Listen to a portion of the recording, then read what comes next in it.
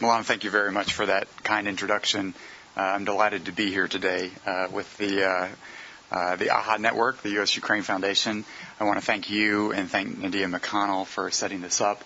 And I'm particularly pleased to be here with my colleague, David Kramer, who is a close colleague of mine while I served in government and remains a close colleague of mine outside of government. So it's a pleasure to have this opportunity. Next month, President Obama will make his first trip to Russia before his second meeting with President Medvedev during continuing his administration's effort to reset relations with Moscow.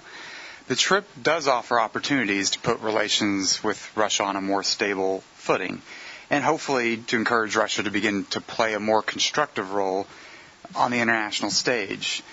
Some of us, in discussing this, share some skepticism about whether Russia will reciprocate the administration's efforts and hit its own reset button, if you will. But we don't fault the administration for trying. In fact, we applaud many of its efforts. What I think is important, what I'd like to talk a little bit about today, is that for the administration to succeed in its efforts with Russia, it needs to be working just as hard on its policy towards neighbors, particularly Ukraine and Georgia. Put another way, I don't think the United States can succeed in its policy towards Russia if we don't pursue ambitious policies towards Ukraine, Georgia, and other neighbors in the region. David and I have argued that President Obama should have included Ukraine on one of his first three, as a stop on one of his first three trips to Europe. That won't happen, clearly, but it's useful to discuss our rationale for that purpose, that argument. Ukraine is indeed a bit of a mess politically, to put it bluntly, at the moment, and therefore any policymaker has to be cautious when considering how the United States, and certainly the President, might engage Ukraine. We know how difficult that experience can be. David and I served in government and dealt with this real issue in the last administration. We were very much involved in trying to plan a visit of President Bush to Ukraine following the Orange Revolution. It was a top priority for the administration, a strategic priority for U.S. policy, and we were seeking a good opportunity, hoping to be able to plan one in June of 2006. This would have followed elections that took place that spring and the formation of a new government.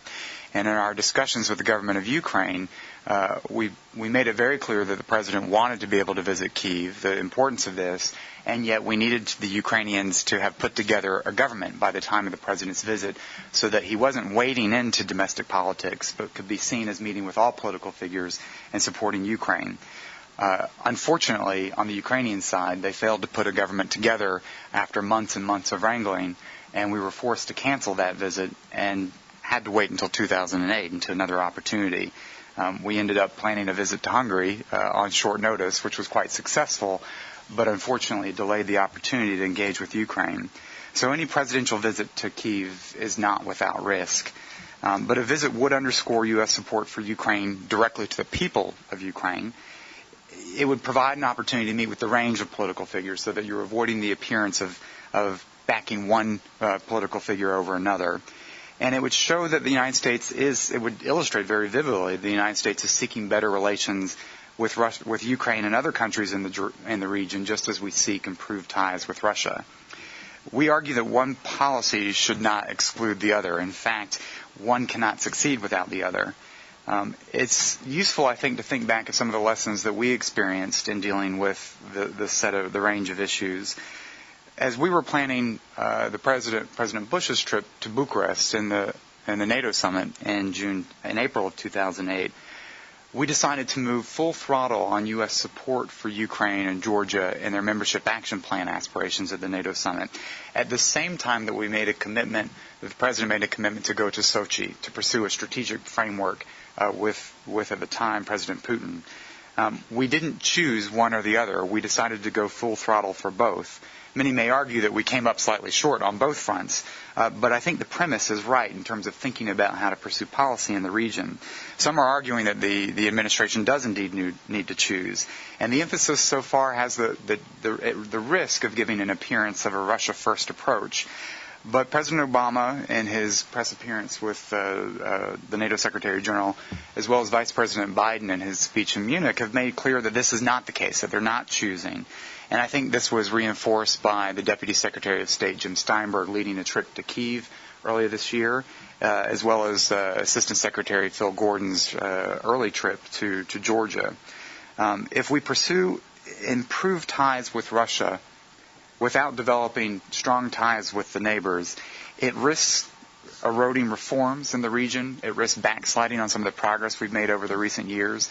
And it reinforces the Russian narrative that democracy can indeed lead to chaos if we're not involved in supporting these democratic experiments. More importantly, it can encourage Russian tendencies to play games in the neighborhood, to influence its neighbors, to oppose U.S. and EU involvement in the region.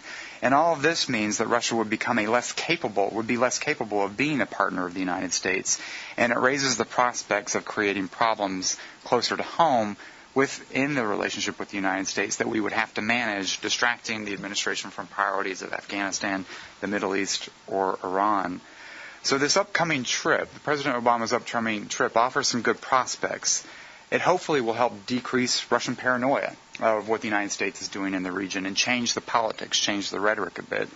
It hopefully will work to begin to deprive Moscow of an enemy that is so an enemy image of the West and the United States that's so important to its domestic politics. And it will provide an opportunity to set clear expectations that we're going to advance cooperation, but hopefully not at the expense, not at the sacrifice of our friends or our values. Hopefully we'll be able to be clear that there's no carte blanche for Russia in its neighborhood, and has the potential to begin to turn Russia from an obstructive force to a constructive one on the international agenda, including Iran. But it also has some potential negative tendencies that I think we need to be careful about.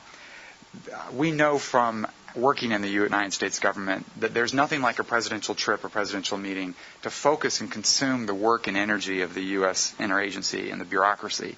And it's true that the interagency is consumed by preparations for the trip to Moscow. It's not clear to me that there's commensurate attention and commensurate efforts on U.S. policy towards Georgia and Ukraine. A wait-and-see approach with the region is not the right approach. We need to be actively playing. It's also true that Moscow's price for cooperation on the international agenda may be a price that's too high to pay. Many in Moscow believe this reset button means that the United States should abandon efforts, abandon the Czech Republic and Poland in cooperation on missile defense, abandon the prospects of Georgia and Ukraine and NATO enlargement, and that price is clearly one the United States should not be willing to pay.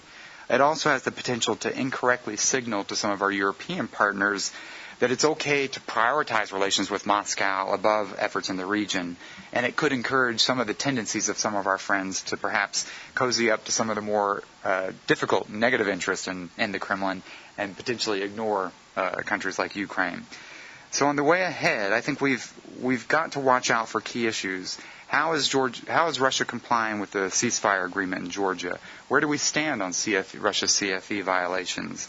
Are we vigilant about Russia's effort to acquire the energy infrastructure in Ukraine in the coming months? And are we keeping a check on potentially dangerous meddling in Crimea? At the same time, we need to get into the game of helping Georgia and Ukraine succeed. We can't be passive in that effort.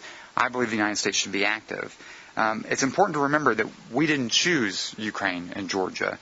It's because of the decisive action of the people and the revolutions that chose democracy that the United States has stood firmly behind the processes there. It's not about backing a particular leader. It's about backing a process. And it's about being committed to helping fragile democracies succeed, something that I think is incredibly important in U.S. government policy. This requires a tough love approach because, as we all know, both of these friends have tremendous faults and tremendous difficulties. The administration is moving forward and implementing the $1 billion assistance package with Georgia and working closely with Ukraine on its annual national plan for the NATO-Ukraine Commission.